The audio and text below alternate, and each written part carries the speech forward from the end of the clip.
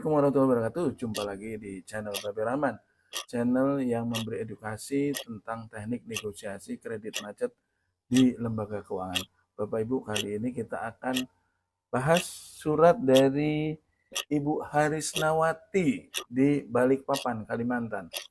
Jadi Ibu Harisnawati ini menceritakan bahwa beliau punya pinjaman di sebuah bank pemerintah. Pinjamannya bentuknya fasilitasnya adalah KPR. Nah, ceritanya beliau itu pinjamannya sudah mengangsur selama beberapa tahun dari jangka waktu sekitar 10 tahun. Dia sudah mengangsur hampir separuh sisa pinjaman. Beliau tidak menyebutkan nominal kreditnya, tapi yang dia ceritakan bahwa sejak pinjamannya macet, beliau itu sudah berkali-kali dilelang. Sudah berkali-kali dilelang dan nampaknya tidak laku lelangnya gitu. Nah, yang terakhir, lelang yang terakhir itu dilelang pada bulan Mei, ya. Pada bulan Mei ini dia dilelang, tapi nilainya sudah jauh di bawah pokok. Dia hanya menyebutkan lelangnya itu di angka 380, sisa hutangnya 380 juta. Tapi dia hanya dilelang sekitar 250 jutaan saja dari sisa pokok 380 juta. Jadi ada selisih sekitar 130 juta rupiah. Nah, dia menanyakan kepada saya, Pak, bagaimana caranya saya agar tahu bahwa lelang yang terakhir itu ada pemenangnya atau tidak. Nah, kemudian yang juga dia tanyakan, bagaimana seandainya lelangnya ada pembelinya gitu. Karena lelangnya sangat murah sekali dan sudah di bawah pokok utang kayak gitu. Nah, jadi Bapak Ibu kita bahas ya pertanyaan Ibu Harisnawati ini.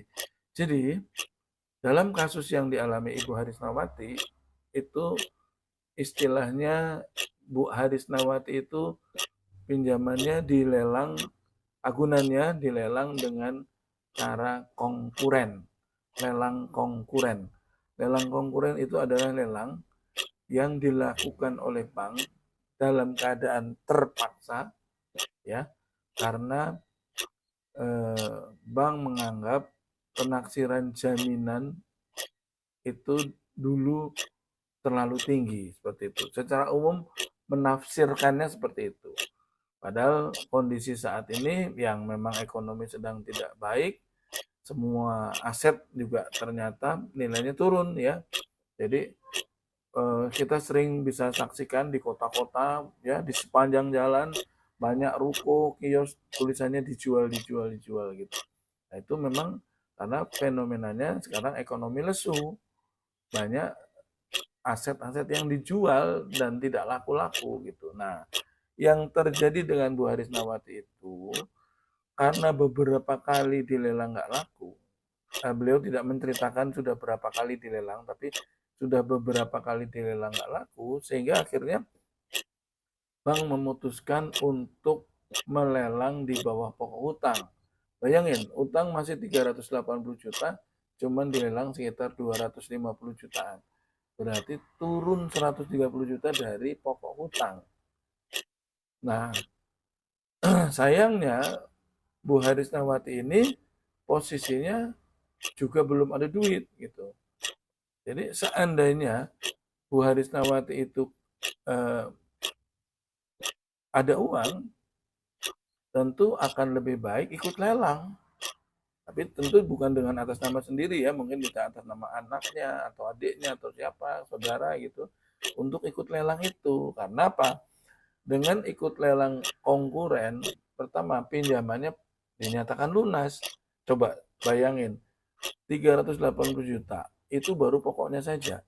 Ditambah bunga, denda, dan lain-lain mungkin bisa sampai 450 juta. Gitu. Nah, kalau ikut lelang dengan ikut hanya di 250 juta, berarti pinjaman tersebut dinyatakan lunas. Berarti hanya cukup bayar 250 juta, ada penghematan 200 juta. Nah, Ibu Arisnawati setelah saya dapat penjelasan kayak gitu, dia bilang memang katanya dari pegawai bank disampaikan bahwa bila dilelang dan ternyata nggak cukup untuk melunasi hutangnya, maka bank berhak untuk menagih sisanya kepada ibu. Dia bilang gitu, memang orang banknya bilang gitu ya. Ya biarin aja, kalau mau nagih biarin aja. Tapi kan udah tidak ada lagi yang bisa dilelang gitu. Kalau masalah mau nagih ya silakan aja nagih. Tapi kan ibu juga punya hak untuk menjawab bahwa apa yang saya serahkan sebagai agunan adalah jaminan atas hutang saya yang bila tidak terbayar. Nah, itu saya serahkan sebagai agunan yang bisa dilakukan eksekusi lelang untuk mendapatkan pelunasan. Adapun ternyata nggak cukup, ya salahnya sendiri dilelang kan. Ibu bisa berargumentasi seperti itu, artinya eh, kita bisa menolak untuk tidak lagi membayar sisa yang belum terbayarkan gitu. Kan lelang itu terjadi karena bank yang menghendaki. Harusnya bank tahu kalau dilelang segitu nggak lunas ya mendingan jangan dilelang, kan harusnya seperti itu gitu. Nah, ketika itu dipaksakan dilelang berarti bank sudah tahu resikonya bahwa sisanya tidak akan bisa terbayar lagi gitu. Karena saat ada jaminan aja nasabah menunggak, apalagi udah nggak ada jaminan, kan mereka juga pasti akan berpikir seperti itu. Jadi Ibu Arinawati harusnya kemarin itu memikirkan bagaimana caranya agar bisa ikut lelang gitu. Nah, kalau bisa ikut lelang berarti ibu keuntungannya ganda. Satu, menyelamatkan aset tersebut dari lelang. Yang kedua, ibu malah bisa melunasi hutangnya di bawah pokok utang. Ingat ya, kalau ibu melunasi hutangnya di luar mekanisme lelang, jangankan di bawah pokok utang, bayar pokok utangnya saja itu kadang agak kesulitan. Kadang bank nggak mau, harus ada bunga sedikit yang dibayarkan karena mereka bilang saya uang ini adalah uang memutarkan uang dari nasabah-nasabah kami penabung. Terhadap penabung kami harus bayar bunga tabungan. Masa bapak ibu pinjam saya terus mau cuma dikembaliin pokoknya aja? Dari mana saya membayar bunga kepada para penabung? Mereka akan selalu berdalih seperti itu gitu. Nah, kalau saat ini ada tawaran dengan lelang, harusnya diambil Bapak Ibu.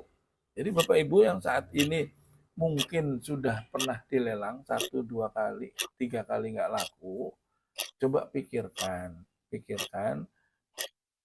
satu, apabila misalnya Bapak Ibu bisa mengusahakan untuk pelunasan. Nah itu Bapak Ibu tunggu tunggu sampai ada lelang berikutnya. Biasanya lelang yang ketiga atau keempat itu lelang konkuren. Biasanya seperti itu sekarang. Fenomenanya seperti itu, bank pemerintah seperti itu fenomenanya. Jadi mungkin karena mereka juga kesulitan permodalan sehingga aset-aset yang di luar yang selama ini tidak tertagih mereka lakukan lelang dengan cara seperti itu. Terus mungkin ada pertanyaan dari Bapak Ibu, kok mau ya Bang seperti itu gitu? Ya daripada duit mandek, daripada duit nggak masuk-masuk, bayangin misalnya masih ada duit 380 juta di Ibu Harisnawati. Udah bertahun-tahun. Seandainya diputar, dijual kepada nasabah baru, udah menghasilkan uang. Makanya mereka berpikir, udahlah daripada kelamaan, bayar pokoknya aja nggak apa-apa. Bahkan sekarang mau dilelang di bawah pokok utang gitu. Sampai mereka mau berkorban gitu. Nah harusnya ini disikapi dengan cara ikut serta lelang. Nah, harus seperti itu gitu. Nah, kalau udah terlanjur gimana Pak? Misalnya Bu Harisnawati tanya gitu. Ya sekarang coba bikin surat. Tapi Ibu juga harus bisa memastikan bahwa untuk ikut lelang duit harus ada. Ibu bikin surat. Coba mengusulkan lagi untuk bisa lelang konkuren. Lelang yang seperti kemarin gitu. Jadi sampaikan bahwa dengan dilelang konkuren beberapa kali tidak laku, maka kami mumpung saat ini ada calon pembeli dengan harga yang sama dengan harga konkuren, mohon agar bisa dilelang dengan nilai limit seperti yang lalu. Nah, lampirkan surat pemberitahuannya. Kan biasanya ibu bapak kan saat mau dilelang dapat surat pemberitahuan ya, surat pemberitahuan eksekusi lelang. Biasanya kan disebutkan hari, tanggal, jam, tempatnya disebutkan. Nah, kan di situ biasanya disebutkan limit lelangnya. Nah, lampirkan surat limit lelang yang sudah pernah di lelang yang lalu yang nggak laku, lampirkan di situ. Minta dilelang dengan limit lelang yang kemarin. Siapa tahu dipertimbangkan. Saya nggak menjamin itu menjadi pertimbangan karena putusan lelang konkuren itu bukan kebijakan pimpinan unit kerja setempat. Itu biasanya levelnya itu manajemen tinggi itu. Mungkin pemimpin wilayah, mungkin direksi gitu. Karena itu sudah sampai mengurangi aset. Kan aset itu ya bagi bank itu, debitur itu, pinjaman yang ada di debitur itu aset gitu. Aktiva produktif mereka kan nggak dengan mudah kasih keringanan gitu. Makanya kenapa harusnya dalam kondisi lelang konkuren debitur itu aktif cari uang untuk ikut karena itu kesempatan yang baik untuk bisa melunasi hutang di bawah pokok. Nggak mungkin bisa di bawah pokok. Ya, tadi saya dapat WA lagi dari teman kita di mana? Kalau nggak salah di Ibu di mana tadi? Di Bandung apa mana ya? Jadi di Cikarang, di Cikarang. Dia pengen melunasin tapi di bawah pokok. Pengen lunasin utang. Jadi dia punya utang macet. Nah, sekarang ada uang dari hasil pinjaman saudara, tapi dia nawar di bawah pokok nggak disetujuin. Itu dia tanya ke saya, bagaimana cara agar bisa melunasi di bank BUMN di bawah pokok. Saya bilang tidak bisa. Kalau kita dengan mekanisme pelunasan biasa, nego pelunasan biasa, nggak bakal bisa di bawah pokok. Jangan di bawah pokok. Di angka pokoknya aja kadang mereka agak nggak mau. Maunya pasti ditambah bunga sedikit. Misalnya pinjaman sisa 280 juta. Ya kasihlah bunganya 1 atau 2 juta gitu. Tambahin bunga 1 atau 2 juta. Supaya apa? Putusannya tidak harus di manajemen yang tinggi, yang tingkat tinggi karena pelunasan di angka pokok itu kalau nggak salah itu putusannya harus di level manajemen di tingkat provinsi kayak gitu. Makanya kadang diusulkan tambahin bunga 1 juta atau berapa supaya putusannya di level kami, di level unit kerja kami di tingkat kabupaten atau kota gitu. Tidak perlu harus dikirim ke provinsi kayak gitu. Nah, kondisi lelang konkuren itu terjadi karena bank menganggap bahwa aset yang buat jaminan itu nilai taksirannya terlalu tinggi. Makanya sama mereka dikoreksi. Tujuannya adalah supaya cepat laku, supaya cepat bisa dimanfaatkan, diutangin lagi ke nasabah baru. Itu sebenarnya gitu. Jadi kenapa harus ikut lelang konkuren untuk menyelamatkan aset kita sendiri. Selain lelangnya jadi murah, utangnya juga jadi lunas karena lelang konkuren itu untuk melunasi utang ya, bukan menyisakan utang gitu. Dan yang jelas dengan lelang konkuren kita dapat keringanan bisa bayar di bawah pokok utang. Kayak gitu ya. Mudah-mudahan bermanfaat. Kita jumpa lagi di lain kesempatan. Assalamualaikum warahmatullahi wabarakatuh.